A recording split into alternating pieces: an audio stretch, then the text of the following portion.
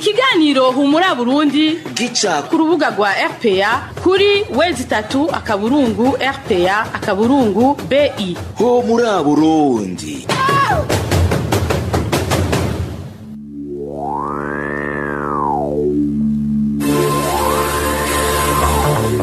Kuri mikro muri kumwe na Hervé NIYUHIRE. Fabrice ndi mu rukundo niwe ari mu bibago bw'ivyuma ncutira amakunzi muri komadukurikira ndoye hari kwaramutsa nongana bayikaze murano makuru mukurikira muciye ku buhinga ngurukano menyi kuri wezi 3 akaburungu RPA akaburungu BI ingingo nkuru zigize ano makuru nazo akaba ari zikurikira. Unanirwa amesha makuru go mu Burundi IBG rurateye ivyatsi ingendo kudahana ivyaha n'amabi bikorerwa abamesha makuru ni mu gihe ubutungane butaratanga umuco kuvyashikiye umesha makuru Jean Bigirimana yabuzwe irengero haraheze imyaka 4 twabiteguye muri ano makuru. Abarundi bahungiye mu makambi y'impunzi yo mu gihugu ca Republika Iharanira Demokarasi ya Kongo barabangamiwe n'indwara zivaho gufungura nabi bitewe nuko bamaze amezi renga 3 bataronswa ifungurwa. Nayo mu gice ca kabiri ca kino kiganiro cahariwe ikigabane amagara soko y'ubuzima uno munsi tubaganirira kubijanye n'indwara y'igisukari diabete mu rurimi rw'igifaransa. Mukanya idonito. Dasoka ari kwaramutsa nongandawe kaze murano makuru imyaka 4 iraheze umesha makuru Jean Bigirimana w'ikinyamakuru iwacu abuzwe irengero ababibonye bavuga ko Jean Bigirimana yanyururijwe mu ntara ya Muramvya n'abakozi y'iperereza ry'u Burundi Emile Nibasumba. Inyuma y'umutaga kuwa 22 Mukakaro mu 2016 niho Jean Bigirimana yitaba telefone ya Abel ahishakiye ibugarama mu ntara ya Muramvya. Abel ahishakiye yari asanzwe akorana n'iperereza ry'u Burundi yoba yaciye afadikanya n'abandi bakozi biperereza gufata uwo mumenyesha makuru w'ikinyamakuru iwacu. Kuva ico gihe nta wasubiye gukubita ijisho Jean Bigirimana haba mu muryango wiwe canke mu bakozi bakorana mu kinyamakuru iwacu. Ibiziga bibiri vyahavuye bitogwa mu ruzi mu barazi mu kwezi k'umunani muri uwo mwaka nyene w'2016 vyahavuye bihambwa atawumenye abaribo. Kimwe muri ivyo biziga kikaba cari caciye umutwe. Ico gihe umuryango wa Jean Bigirimana hamwe n'abamenyesha makuru bakorana bari baduze kugira barabe kuwabo ari muri ivyo biziga. Haraye hatowe ivyo biziga bitamenyekanye. Abel ahishakiye yagirizwa kuba yarafashije mwinyuruzwa rya Jean Bigirimana nawo nyene yaciye anyuruzwa. Arakoze Emile Nibasumba. Imyaka 4 rero iraheze ubutungane bw'u Burundi atamuco buratanga kuvyashikiye umesha makuru Jean Bigirimana. Unanirwa amesha makuru bo mu Burundi rusigura ko ari mu ntumbero yo kudahana ivyaha n'ayandi mabi akorerwa amesha makuru jibonekeza kuva umwaka wa 2015. Alexandre Niyungeko arongoye IBG asaba ariko umuryango wa Jean Bigirimana n'amesha makuru bose b'abarundi kudata icizere kuko ngo bitebuke inahe izosura gufata ijambo mu Burundi. Imyaka 4 yarumanye mu genzi wacu Jean Bigirimana anyurujwe n'inzego ziperereza. Birabaje cyane ko gushika no munsi atamuco uraboneka kuri ubwo bubisha bwakorewe Jean Bigirimana, umuryango wiwe, ikinyamakuru yakorera iwacu eka n'umuryango wagutse bamenyesha makuru mu Burundi. Birababaje rero kubona imyaka yose nk'iyihera tabutungane buraboneka. Ariko kandi ntibinatangaje kubona koko ibintu vyifashe gutyo kuko ubutungane turazi ko buzingamitswe nabo nyene banyuruje Jean Bigirimana.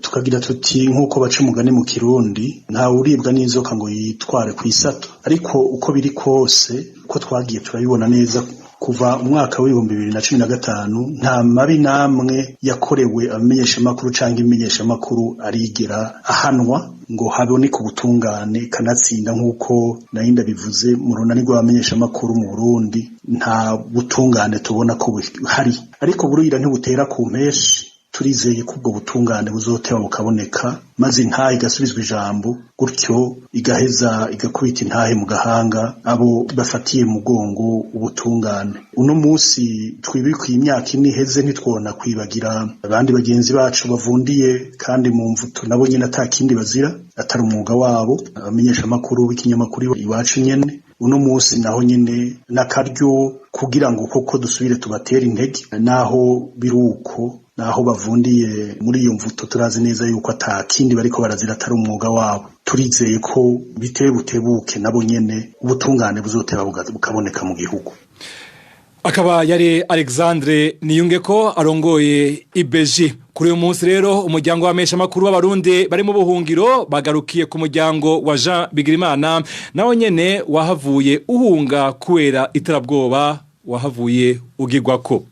Abamesha makuru nabo bane b'ikinyamakuru iwacu bafunzwe bararumanije amezi 9 bafungiwe mu ibohero rikuru rya Bubanza. Christine Kamikazi, Agnes Ndirubusa, Egide Harerimana hamwe na Terence Mozezi bahagaritswe kuwa 22 Gitugutu mu mwaka wa 2019 bari bagiye gutohoza amakuru y'ingwano zariko zihuza uwo munsi abasoda b'igihugu bene umuhari ugwana muri komine ya Musigati. Bagirijwe ndugure twa Mugina kugerageza bitagishoboka kwifatikanya n'abashatse guhungabanya umutekano w'igihugu ndugaye twa Mugina. Amasentare abiri amaze kubaburanisha yabacire yose gufungwa imyaka 2 n'igice n'ihadabu ry'umuriyoni umwe. Amashirahamwe y'abamesha makuru n'abahanya gateka ka zina muntu yo mu Burundi bena mpuzamakungu asaba yose ko borenganurwa kuko ngo atakindi bazira atari umwuga wabo. Turabandanya n'amakuru twateguriye. Abantu 18 bagirizwa guhohotera no kwica impunzi z'abarundi zitahuka ziva mu gihugu ca Tanzania barengutse kuri uyu wa gatatu imbere ya sentare nkuru ya Makamba. Inyuma yaho aho bagirizwa ivyo vyaha harimo na polisi bane, yo sentare yamenyesheje ko atabubasha ifise bwo guca ugo rubanza bitewe nuko idashobora kuburanisha intwazangabo mu gipolisi. Ino mutwe yiteguriwe na Hervé Remesha. Abo bantu 18 bagirizwa kwica no kwiba abarundi batahuka bavuye gucingera mu gihugu ca Tanzania bagizwe n'abapolisi bane hamwe n'abasivile 14. Muri abo bapolisi umwe akaba ari intwazangabo y'ipete rya colonel. Sentare nkuru y'intara ya Makamba ihejeje kumviriza umwidondoro w'abagirizwa icaha, abagize intahe baciye baje mu mwiherero. Umwiherero bavuyemwo batangaza ingingo bafashe ko iyo sentare idafise uburenganzira bwo kuburanisha ugo rubanza kubera mu bagirizwa icaha harimo intwazangabo bidashobora gucirirwa urubanza niyo sentare. Iyo ntwazangabo OPC2 Martin Ahomvyariye yari komiseri w'igipolisi muri komine Kayogoro. Ugo rubanza rw'abagirizwa kwica no kwiba abanyagihugu baba bagiye gucingera mu gihugu kibanye ca Tanzania rwaciye rurungikwa rero muri sentare isubiramwe imanza y'intara ya Makamba. Isoko ryacu mu bakurikiranira hafi ugo rubanza bimenyesha ko no wararongoye iyo ntara ya Makamba Gadi Niyukuri hamwe na musitanteri wa Kayogoroza Shemisago boba nabonyene barengukishijwe mu iperereza ngo babazwe kuri ugo bubisha. 12 muri abo bagirizwa icaha barafunzwe kuva ku wa kane uheze. Sentare isubiramwe imanza ya Makamba yarungikiye ugo rubanza izoruburanisha ejo aho bukera kuri uyu wa kane. Arakoze na Hervé Remesha. Abantu 9 kuri 24 bo muri zone ya Buterere bari bahagaritswe n'igipolisi kuri uyu wa kabiri bafungiwe mu gasho k'igipolisi cy'Inyamiramabi muri quartier Jabe ya zone Bwiza ni mu gisagara ca Bujumbura. Muri bo harimo urongoye umugambwe CNL muri zone ya Buterere yahagaritswe inyuma y'isakwa ryakozwe mu nzu yiwe. Emmanuel Niyungeko. Abo bantu bose uko ari 24 bagwiriyemwo abanywanyi b'umugambwe SNL bari bafatiwe muri quartier Buterere ya 2B zone Buterere komine Ntahangwa mu gisagara ca Bujumbura baca bajanwa ku kirindiro c'abapolisi kiraho bita kwa Ndadayi. Amakuru atangwa n'abanyagihugu ba zone Buterere amenyesha ko bahavuye bakugwaho bungururizwa mu gasho k'igipolisi c'Inyamiramabi muri quartier Jabe zone Bwiza. Nkuko ayo makuru abandanya bivuga 15 mu bari bafashwe bararekuwe hasigara 9. Muri abo bafungiwe aho kwijabe harimo Abase Simbakwira asanzwe arongoye umugambwe senere muri zone Buterere akaba heruka no gutogwa mu bagize inama mpanuzwa jambo ya komine Ntahangwa kubgayo makuru nyene iyo ndongozi ya senere yahagaritswe inyuma yo gusakwa n'igipolisi mu nziwe aho cahatoye ikarata y'umugambwe hamwe n'isanamu ya Gatongwasa. Amakuru RPA yahavuye ironka avuga ko abandi banywanyi b'umugambwe senere bane bahagaritswe kuri uyu wa gatatu hafi y'ingoro y'uwo mugambwe iri muri zone Buterere baca bajanwa gufungirwa ahantu hatashoboye kumenyekana. Umugabo azwi ku mazina ya Patrick Nizigiyimana hamwe n'abakenyezi batatu harimo umutambukanyi wa Abase Simbakwira ari mu bafashwe kuri uyu wa kabiri. Imiryango inshuti n'abagenzi babo basaba ko borekugwa kuko kubgabo atakindi bariko barazira atari imvo za politike. Uruganda rwa RPA rwagerageje gusubira kurondera Ernest Nduwimana arongoye zone Buterere, telefone yiwe yahamagara hakabura uwitaba. Arakoze na Emmanuel Nyunge ku mukanya tonaniza ari makuru mu gitata kijanye n'umutekano. Ibiganiro vya RPA mu bisanga ku mbuga ngurukana bumenyi zitandukanye: Facebook, YouTube, Twitter no kuri www.rpa.bi. Mujanye n'umutekano abasirikare babiri nibo boba barasize ubuzima mwirasana ryabaye mwijoro ryo kuri uyu wa mbere uheze biturutse ku kutamenyana hagati y'abasirikare b'u Burundi n'abagwanyi b'intera hamwe bacumbitse mu Rutabo ni mu kibira iruhande rwa komine Mabayi y'intara Cibitoke. Yima y'iryo sanganya ariko umugwi umwe wose ukawasikiwe usubira ku kirindiro cawo ubu bakababanye nkaho umengo ntacabaye. Walter Kwizera. Ikambi y'ijana na 22 yo ku Mujejuru niyo yoba yarayibuze abasirikare babiri baguye mwirasana ryabaye ku munsi wa mbere mwijoro mu Rutabo muri zone Butahana ya komine Mabayi hagati y'abasirikare bo muri iyo kambi hamwe n'umugwi w'intera hamwe. Ku ruhande rw'uwo mugwi w'intera hamwe naho nyene haravugwamwo uwakomeretse nabo bahavuye bahagarikwa. Iryo rasana ariko amasoko yacu atandukanye haba mu gisirikare canke mu banyagihugu afata ko ryabaye nk'isanganya kukaba nkako inyuma yaho ibintu vyasubiye uko vyahora bamwe n'abandi basubira ku birindiro vyabo. Mu bitwa ko bafashwe uwo abanyagihugu bamenye yarasanzwe afise utwa dendekeranya imabayi ariko abamubona babona ko ari byo guhuma amaso amakungu. Mugabo umuravye babona ko ari umuntu atari ivyo yaje gukora gusa afise ikindi kintu akorerako. Umunyarwanda rero yakora imabaye gusa mugabo akaguma abona zunguruka hirya no hino avugana n'abantu b'imbonera kure ku mugoroba agataha ibohoro ahantu ku muhingo niho yarapanze inzu. Hari n'umukuru wa segiteri Gafumbegeti yo muri zone Butahana yafashwe kuri uyu wa gatatu yagirizwa gukorana n'izo ntera hamwe zicumbitse mu kibira. Ariko uwo kubw'isoko ryacu imabayi subwa mbere afatwa yagirizwa gukorana n'intera hamwe. Ariko buri gihe isoko ryacu rivuga ko yamaca arekurwa. Inkuru dukura mu gisirikare zivuga ko mu kibira hariyo batayo y'amajana 412 y'Indora, batayo y'ijana na 12 yo mu Cibitoke, y'ijana na 10 yo mu Gatumba, kumwe n'ijana na 22 yo ku Mujejuru mw'Ijenda. Abanyagihugu bavuga ko ayo makambi yo mu ntara ya Cibitoke ari yacuditse cyane n'izo ntera hamwe. Twarondeye Basarurwuzuye Pascal, mustanteri wa komine Mabayi, kugira agira icyo bivuga ko. Cyo kimwe na Floribert Biyereke avugira igisirikare cy'u Burundi. Ariko bose telefone zabo zahamagara hakabura uwitaba.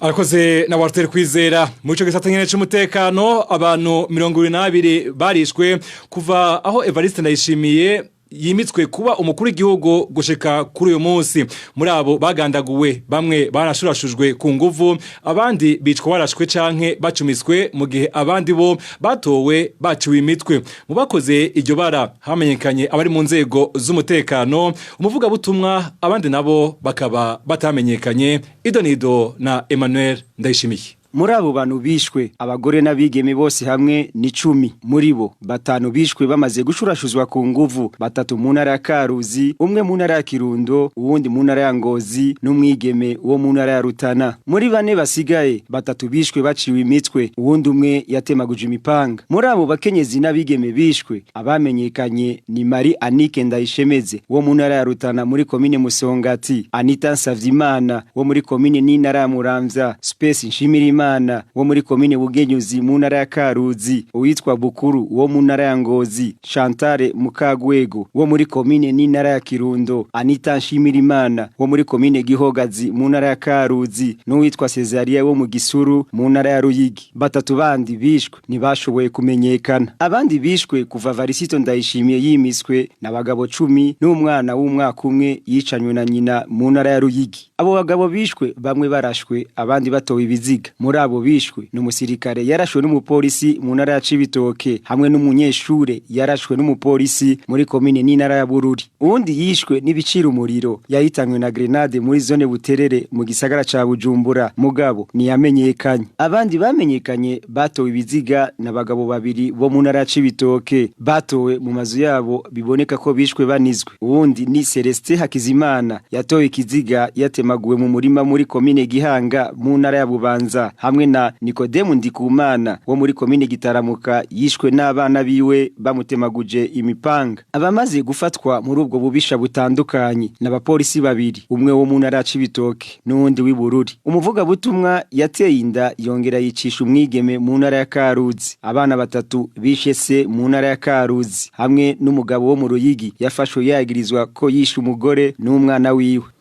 Arakoze Emmanuel Ndayishimiye. Tunarinze ano makuru mu gisata ca politike, ugutuza abagibiturire n'abahonyanga gati y'akazi na muntu, gutsimbataza ubutungane n'intwari bereye hamwe no gutahukana impunzi ni bimwe mu vyihutirwa leta nshasha ihamagariwe gushira mu ngiro. Byamenyeshejwe n'umukuru w'igihugu Evariste Ndayishimiye kuri uno wa kabiri, aho yakwatanguza icese umwiherero wa leta w'imisi 3 mu ntara ya Ngozi. Inkuru tubibaza Janvier Ninahazwi. Intovyi, abasambura itunga ry'igihugu, abagibiturire, abanyuruza canke abasesagura itunga ry'igihugu n'abakora ico cose conona itunga rusangi bategerezwa guhanwa hakurikije amategeko. Ntidushaka gukora mu kajagari kandi ntawe dushaka gusiga inyuma. Mwijambo yashikirije mu kugurura icese umwiherero w'abagize leta, Evariste Ndayishimiye yaragarutse cyane kubijanye no kugwanya ibiturire hamwe no gusesagura itunga rya leta. Mu bibazo vyihutirwa rero bizotorerwa umuti muri uyo mwiherero nkuko bishikirizwa na Evariste Ndayishimiye,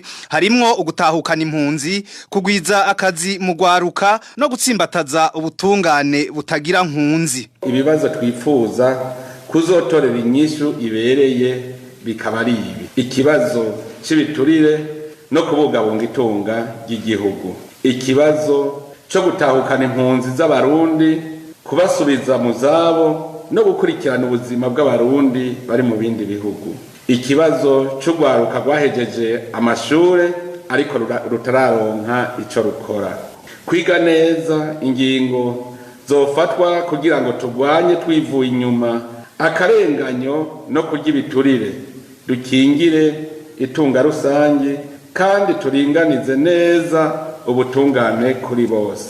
Mu vyihutirwa kandi kurangurwa na leta, Evariste Ndayishimiye yaranagarutse kubijanye no kwitaho abakukuruke, kubahiriza agateka ka muntu hamwe no kugwanya ukudahana. Ikibazo c'abakukuruke bakoreye leta, haba mu kuvugwa canke mu mahera y'imperekeza yo kubaho ugeze mu zabukuru, ikibazo cy'ibikorwa vya leta n'itangwa ry'amasoko ya leta mu ntumbero yo kuzamura itunga ry'igihugu, ikibazo cyo kugwanya kudahana no gukingira agateka kazina muntu. Ivyo bibazo turifuza yuko tuzova ngaha tubitoreye inyishu, kuko nivyo abenegihugu benshi babaza aho uciye hose. Mwame mwibuka ko akabando kazobashikana kure gacibwa kare kakabikwa kure. Uyo mwiherero w'abagize leta nshasha y'u Burundi ukaba uzomara imisi 3 hariya mu ntara ya Ngozi. Ishirahamwe rijejwe kugwanya ibiturire no gusesagura amatungo ya leta Oricom mu mfunyafunyo risaba umukuru w'igihugu kugurura amazu ajejwe kuvunja hamwe no guhanahana amafaranga yugawe kuva mu kwezi kwa kabiri uno mwaka. Mwikete yamurungikiye kuri uyu wa mbere, Gabriel Fiere arongoye Oricom amesha ko iyugagwa ryayo mazu ryatumye ubutunzi bw'igihugu bucumbagira, kuko amahera y'agaciro asigaye agoye kuronka. Ikindi nuko imiryango y'abakora muri ico gisata iri mu ngorane zidasanzwe. Gabriel Rufyiri. Iyo ngingo yafashwe yabujije ko yamazu agurisha amafaranga y'agaciro mbere n'amazu akora ivyo kurungika amafaranga hanze yose yugawe. Iyo ngingo rero ni ngingo mbi cyane ku gihugu kuko iyo ayo mazu atahari ubwa mbere nuko haba ikibazo kijanye n'abikikamukiza. Ubu ungaha mu Burundi abarondera amafaranga y'agaciro barinda kuja mu mabanke, haca haba ikibazo c'uko amafaranga y'agaciro aca mera nk'umuzi w'ibuye, aca mera nka droge, agaca zimba cane. Ubu rero kuyaronka biragoye cane, aca zimba. Co ni cambere. Kigira kabiri nuko abanyamahanga batwita bakerarugendo n'abarundi bashaka kuja kurondera ibidarazwa hanze bica bibagora gose, bataheza ngo bace bihutira kuronka amafaranga. Abanyamahanga bobo ntibasubira no kuza mu gihugu, ibintu bica biduga. Izo ni ingorane zihambaye za mbere. Ingorane ya kabiri nuko n'igihugu kisha kibura amafaranga, kuko amafaranga yari kuza gufasha benshi baca baza mu bihugu bibanyi. Mwa kino gihe mu mwaka w'2020 mu kinjana turimwo no munsi, nta gihugu na kimwe ku isi atari Burundi kitagira biro de change. Nta namwe ndakibona ku isi. Ibi ni mu Burundi honyene ubu uyabihari, na vya bihugu bita ko bitagendeka nka za Korea yo mu buraruko, Korea du Nord, ibyo ntibibaho. Twebwe rero mu gihugu cyacu no munsi ibyo nibaza yuko tugomba kumva yuko bidashoboka. Arico gituma rero twasavye twinginga umukuru w'igihugu hamwe mbere na banki ya Republika y'u Burundi barabe ko ivyo bintu bobikosora, kuko ni ibintu n'ukuri bitanga n'ishusho mbi. Hari n'ikindi noguvuga nuko ubu abantu amabiro de change yaratunze imiryango, uno munsi abo bantu bari mwibarabara ntibagira ico bakora. Uyo akaba yari Gabriel Rufyiri arongoye ishamwe Oricom. Mu gisata c'amagara y'abantu, ibikorwa vyo gupima abafise ibimenyetso vy'umugera wa COVID-19 byaraye bitangujwe ku bitaro bikuru vyo mu ntara ya Gitega hari kuri uyu wa kabiri. Nkuko bimenyeshwa n'ubushikiranganje bw'amagara y'abantu, ico gikorwa cyatangujwe mu ntumbero yo gutsimbataza isekeza ndakira sinandura kandi sinanduza. Isekeza ryatangujwe n'umukuru w'igihugu kuwa 6 ruhenshi uyu mwaka turimwo. Kuri wa kabiri nyene abantu 11 niyo bapimwe umugero wa corona kuri ivyo bitaro. Inyishu z'ivyo bipimo vy'abo bantu bose uko ari 11 zerekanye ko atawufise umugera wa corona. Humura Burundi. Mu gisata c'intwari bereye, abagendesha amapikipiki bo muri komine ya Nyanzarake ni mu ntara ya Makamba bariyamiriza ingendo ya bamwe mu bajeje intwaro n'igipolisi babatoza amafaranga yitirirwa kubaka utuzu twa sugumwe twa stade yaho. Ivyo bo bavuga ko ari ubusuma kuko atani bitansi bahabwa. Vikrise Nineretse. Amafaranga ari hagati y'ibihumbi 2 n'ibihumbi 5 yatozwa umuntu wese yunguruza abantu ku ipikipiki muri komine Nyanzarake. Amafaranga atozwa n'abapolisi ku itegeko rya komiseri Nkunzimana hamwe na mustanteri w'iyo komine Nduwimana Jean Claude, nkuko bivugwa nabo bagendesha amapikipiki. Imvitangwa nabo bajejwe intwaro n'umutekano ngo niyubakwa y'utuzu twa sugumwe two ku kibuga cy'umupira cya Nyanzarake. Ivyemirirwa kure nabo bunguruza abantu bakoresheje amapikipiki ngo kuko nyabona ari ugwenge go kubasahura. Umwe muri bo aravyigana. Ashira urutsinga ku kiraro ca Gwaba bagategera abamotare ijoro babaka amafaranga, bakabaka amafaranga bavuga ngo nayo kubaka twarete ya stade Nyanzarake. Iyo twarete ya stade Nyanzarake tubona gushikisa ataki na kimwe kirakorwa, muga kandi amafaranga akaba ari yegeranywa cyo kuguma basomba bashira abo bategetsi. Abo bagendesha amapikipiki barongera bakamenyesha ko uwagize ngo arashira habona ubwo bunyonyezi aho gushimigwa yaciye nyabuna atabwa muri yompi. Hari umwene gihugu yitwa Juma yahejeje nawe akagirisha shikirije mu bwo busuma, akerekana neza ubwo busuma ingene bayatwara amafaranga n'ingene bayagabagura, ariko aje kubivuga yahise nawe afatwa na documentation Nyanzarake gushikisa akabari mu gasho. Abamotari bo muri komine Nyanzarake basaba muri kino gihe kubwo busuma bwo hagarara kandi uwo munyagihugu apfunzwa zira ubusa akarekugwa. Twarondeye Nduwimana Jean Claude mustanteri wa komine Nyanzarake ku ncuro zishika 2 ariko telefone we yahamagara hakabura uwitaba. Nayo komiseri Nkunzimana atwaye igipolisi muri komine Nyanzarake ntiturashobora kumuronka. Arakoze Vikris ninteretse muco gisata nyene c'intwari bereye abajejwe ivy'isuku muri komine ya Ntega ni mu ntara Kirundo baremeza ko iyugagwa ry'utuzu twasugumwe two mu isoko ryo ku Ntega dutengurane abadandaza n'abanyagihugu bo mu cungaro yaho utwo tuzu twasugumwe tumaze amezi arenga 6 twugawe na Mustaneri Idonido na Rachel Kagisi. Ubwo bukene bw'utuzu twasugumwe bwatanguye kwibonekeza kuva mu mpera z'umwaka w'ibihumbi 2019. Amakuru yemezwa n'umwe mu bakorera mu gisata kijejwe isuku muri komine Ntega yaganiriye na RPA aho amenyesha ko banagerageje agatari gake gusaba abajeje intwaro kugurura utwo tuzu ariko biba ivy'ubusa.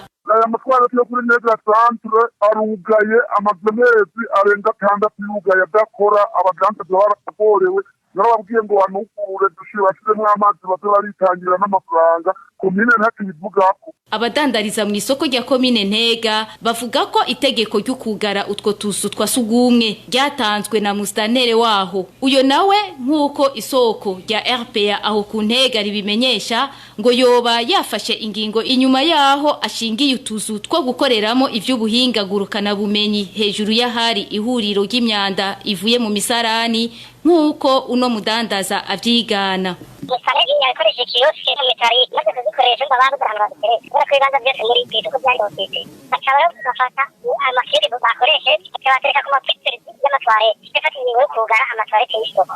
Nubu uruganda rwa RPA rwasubiye kurondera Ngabo Nziza Philippe mustaneri wa komine Ntega ariko telefone yiwe yahamagara hakabura uwitaba.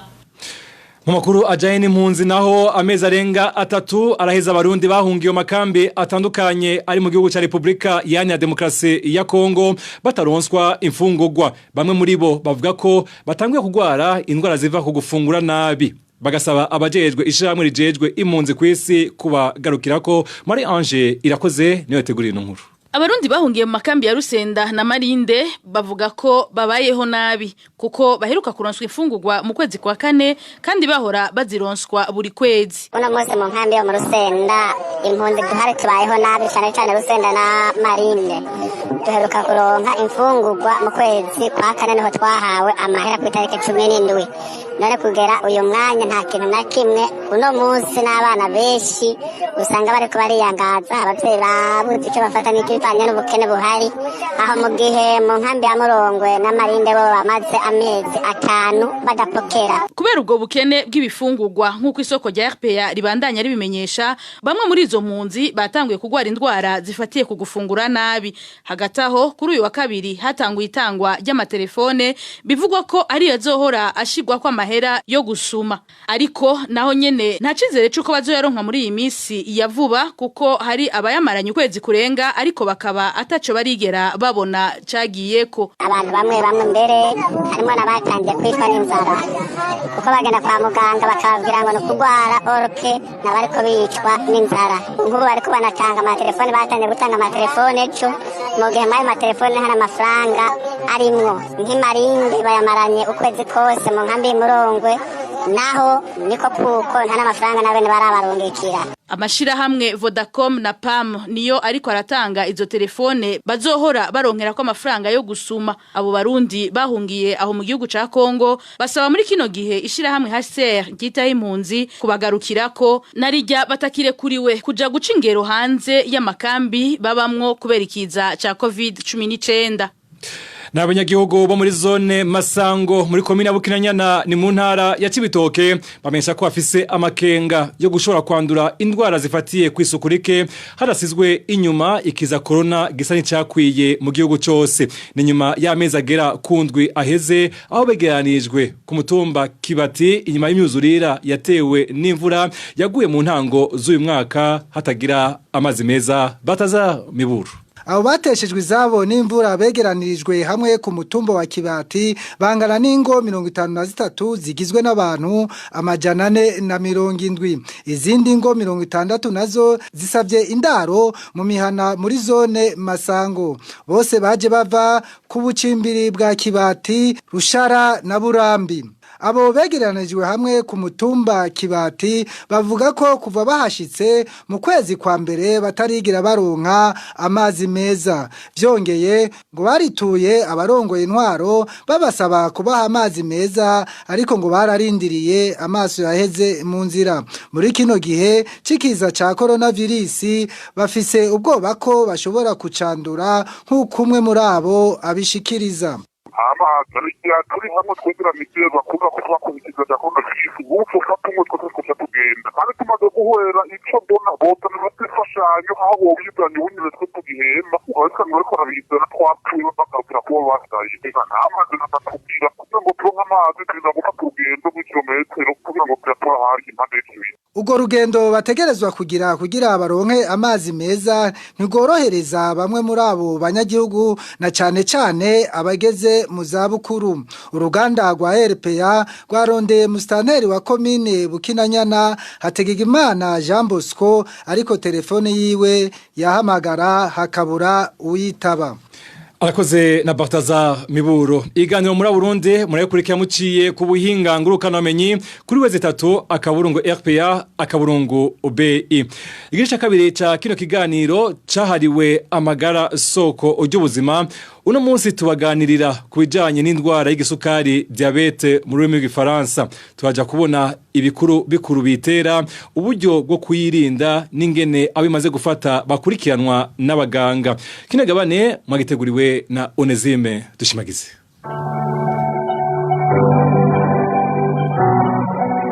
Amagara soko y'ubuzima.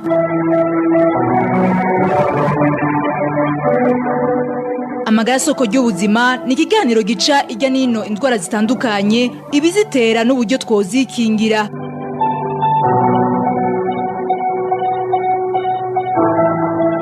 Ikiganiro amagara soko y'ubuzima gica ku radio ijwi ry'Abanyagihugu RPA ku munsi wa gatatu.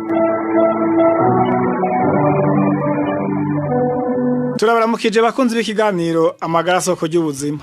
Kuri no wa gatatu genekezo rya 2022 Mukakaro tubaganira ku ndwara y'igisukari bita diabete mu rurimi rw'igifaransa. Turaja kubona ibitera iyo ndwara, ivyo twakora mu kuyirinda n'uburyo bimaze gufata bo kwitwara kugira ntibasinzikaze. Muganga Hervé niwe mutumire w'uno munsi aja kudusigurira ibijanye n'iyo ndwara. Je Ndonezime Dushimagize.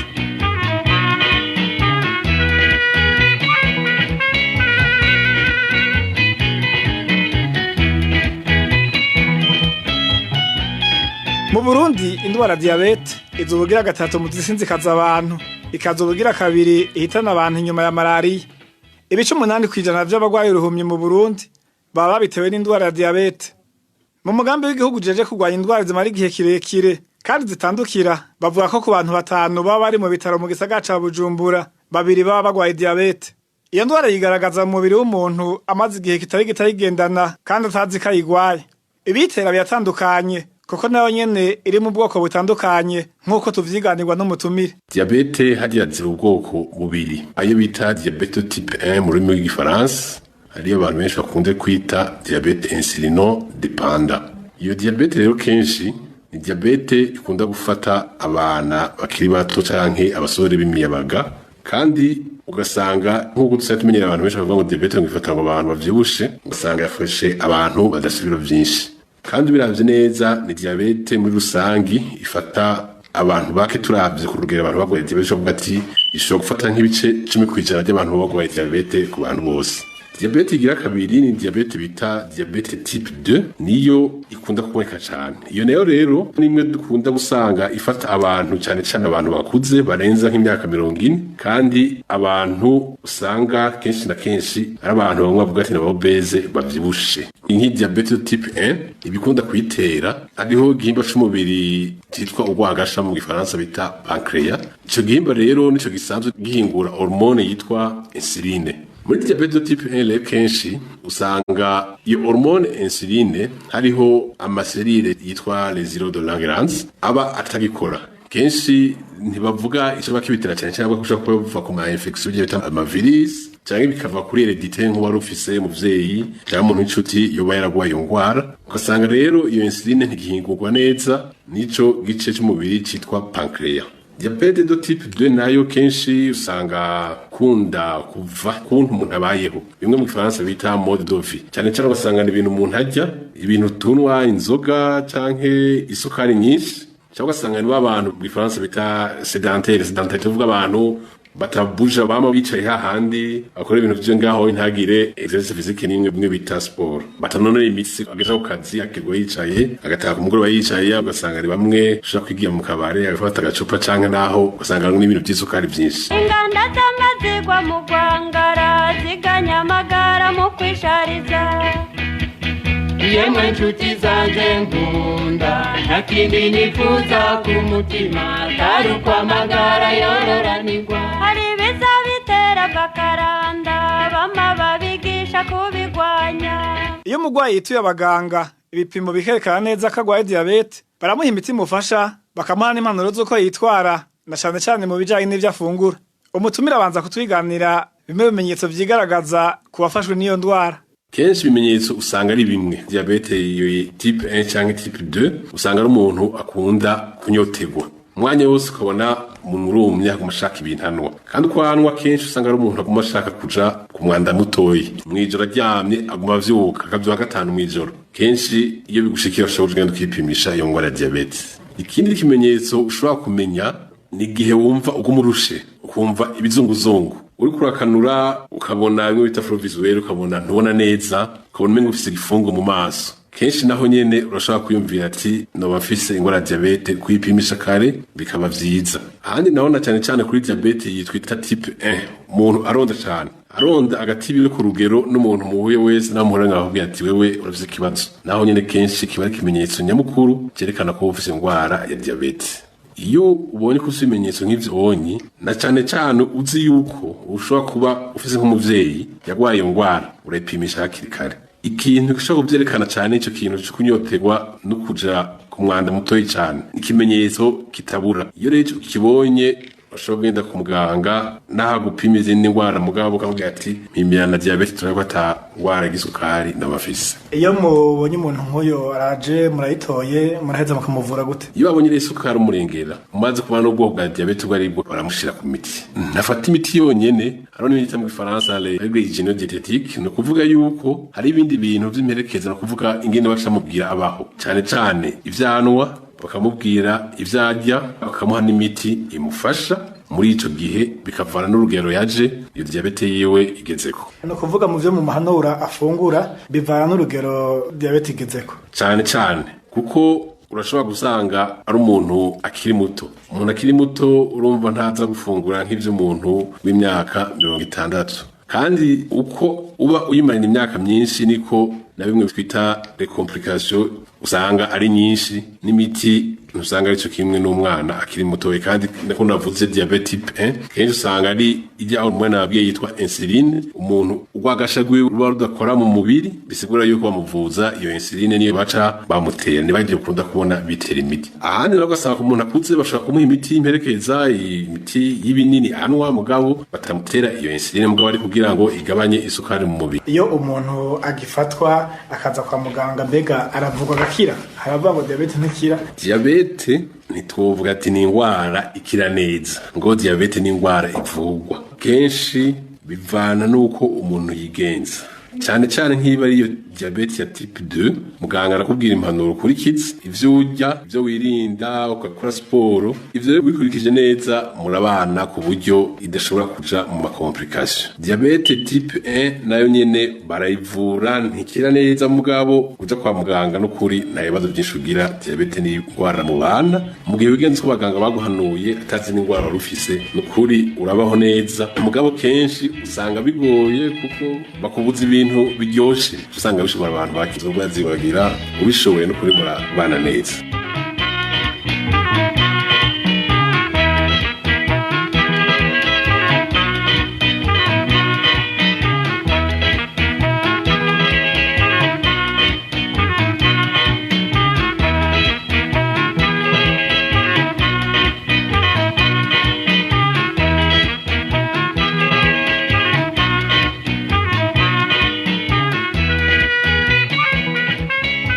iyo umuntu yivuje atevye canke ntakurikiza impanuro z'abaganga diabete yashobora gukwega izindi ndwara ivyo bita amakomplikasiyo mu rurimi rw'igifaransa. Muganga yiva atwiganira zimwe mu ndwara zishobora kwiyadukiza bitumwe na diabete. Ku muntu akuze hari igihe usanga imaze gufatana n'izindi ndwara. Diabete ishobora gutera izindi ndwara nk'izovuga za hypertension canke izindi ndwara zo kutabona mugabo bamuha imiti bakamuvura mugabo n'imiti ya diabete bakayimuha. Cane cane ivyo bintu vy'amakomplikasiyo akenshi na kenshi navyo nyene birafise ibintu bitera. Bimwe mu Gifaransa bita les facteurs favorisés, ibintu bituma diabete ija mu makomplikasiyo. Cambe na mbere ni imyaka. Diabete plus mayimana imyaka myinshi kagumana isukari nyinshi mu mubiri nukuri tegeza kuja muri ivyo vy'amakomplikasiyo udakurikije impanuro bagwaye kwa muganga. Ikindi naco biravana nuko diabete yawe imeze kenshi iyo ari hereditaire wakwiye ku bavyeyi bawe naho nyene amakomplikasiyo arakunda gushika mugabo naho nyene bikavana n'ingene wigenza ku manuro baguhaye n'ingene ufata imiti. Ikindi naco gikunda kuvana nuko diabete ija mu makomplikasiyo n'igihe umaze ku miti. Plus umara imisi myinshi uriko urafata imiti n'igihe uyimaranye naho nyene biratera amakomplikasiyo. Mwaco umenya kenshi diabete uyivuje neza ukakurikiza n'impanuro baguhaye nukuri ni gake ushikira amakomplikasiyo. Tugiriye ko mwashaka kutubwira amakomplikasiyo yariyo. Ayakunda gushika kenshi diabete iratera ingwara zo kutabona. Ugasanga umuntu akubwira ngo ntabona ivyo bita retinopathy diabétique mu Gifaransa mugabo navyo nyene biravugwa. Ibindi bikunda gushika navyo ni ingwara z'amafyigo. Diabete iratera ingwara z'amafyigo byo bita insuffisance rénale navyo nyene ufite kwa muganga barakuvura mugabo bakamenya icabiteye. Ibindi bikunda gushika navyo ni ingwara z'umutima. Diabete irakunda gutera imwe bita hypertension ivuduka ri mu rindo w'amaraso navyo nyene mugabo ushitse kwa muganga barakuvura. N'ikindi kintu gikunda gushika abantu batamenya hano bataba bagishoboye kurangura amabanga yabubatse ugasanga umugabo ntagikomeye uko yarameze bwa mbere ataragwara diabete byose kuja kwa muganga bakamenya ingire bakuvura. Cyangwa ugasanga ari izindi ndwara zituma imitsi itagikora byo bita manopathy peripherie ugasanga umuntu aragwaye nk'igikomere ntigikira ugasanga ageze no kuri stade bashobora kumuca amaguru b'igihoro wumva ngo nakaba mucire kuguru ngo kubera diabete. Aho rero niho bahise amakomplikasiyo ya diabete kandi kenshi niba bigisubira inyuma usanga diabete yageze ku rwego rukuru. Ubonye amagara guhindutse wibuke ko aseseka ntayorwe. Yemwe nshuti zanje nkunda nakindi nifuza ku mutima atari uko amagara yororanirwa. Magara make akesha amajoro vyoba vyorikesheje muganga. Dusozera kino kiganiro umutumire hanura abantu kwipimisha kenshi gashoboka kugira bamenye uko amagara yabo yifashe. Ku bamaze gufatwa n'iyo ndwara nabo abahanura gukurikiza impanuro bahabwa n'abaganga. Ikintu abantu bomenya umaze kuja mu mugwi w'abantu bashobora kugira diabete cyangwa diabete amaze kuyitora kuja kwa muganga. Impanuro baguhaye ukazikurikiza. Ntiwovuga ngo je ngo mfite diabete ntoyi ngo nzongwa inzoga ngo byo muganga yambwiye ngo ubwoko yabwiye mbw'inyanjya ngo nta kibazo. Oya, diabete icambe na mbere no kwicunga wenyene. Iyo siporo bakubwiye ukayikora ivyo bakubwiye ukabijya ku rugero bakubwiye n'ivyo bakubwiye uheba ukabiheba. Ugafata imiti neza uko bakubwiye utadehukirwa kuko usanga ufata imiti myinshi na cyane cyane ukazurapimisha urugero rw'isukari kenshi kabaho nka misi yose no usafise utumashini bapimisha misi yose akaza ripimira mu gatondo akabona uko bimeze. Abo nabamaze gufatwa abatarayigwara bakora ikigo abayirinda. Abatarayigwana cyane no kwirinda kuvyibuha. Kurinda kuvyibuha kugira ibya obesite kuginda nini kunywa inzoga nyinshi. Inzoga ziri mu bintu zitera diabete n'itabi naryo nyine riri mu bintu bitera diabete no kutagira exercice physique. Cyane nk'iyo uzi ko ufise mu muryango umuntu yo bayigwaye kenshi ucirinda ukipimisha na kenshi kwa muganga. Iyo wipimisha ukabona umeze neza abona marame. Mugabo yuko ufite ibimenyetso by'uko uzogwara diabete muracungana. Umenetse umutwe bibwire muganga. Ufise umusonga bibwire muganga. Uvunitse aho hose bibwire muganga. Yemwe nshuti zanje nkunda nakindi nifuza ku mutima atari uko amagara yororanirwa. Ni kuri izo mpanuro z'umutumire muganga Yves dusozereye ikiganiro amagara soko y'ubuzima cuno musi. Tumushimire kuri izo nyigisho n'impanuro yatanze. Tubashimire namwe mwese mwateze yompi. Onezime dushemagiza nakibateguriye ndabasezeye ndayifuriza amagara meza. Cari ikiganiro amagara soko y'ubuzima mutegurirwa na Radio Publique Africaine ijwi ry'Abanyagihugu.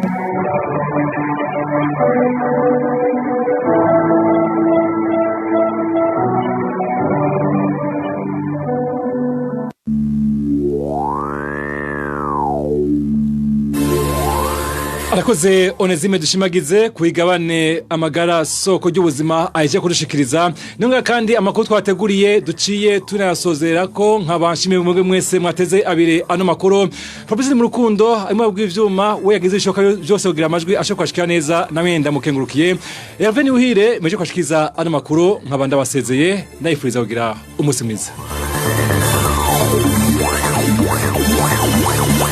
ko muri Burundi ni ikiganiro gihuza abarundi bahunze igihugu c'amavukiro n'abasigaye hagati mu gihugu biciye mu kubashikiriza amakuru atosoye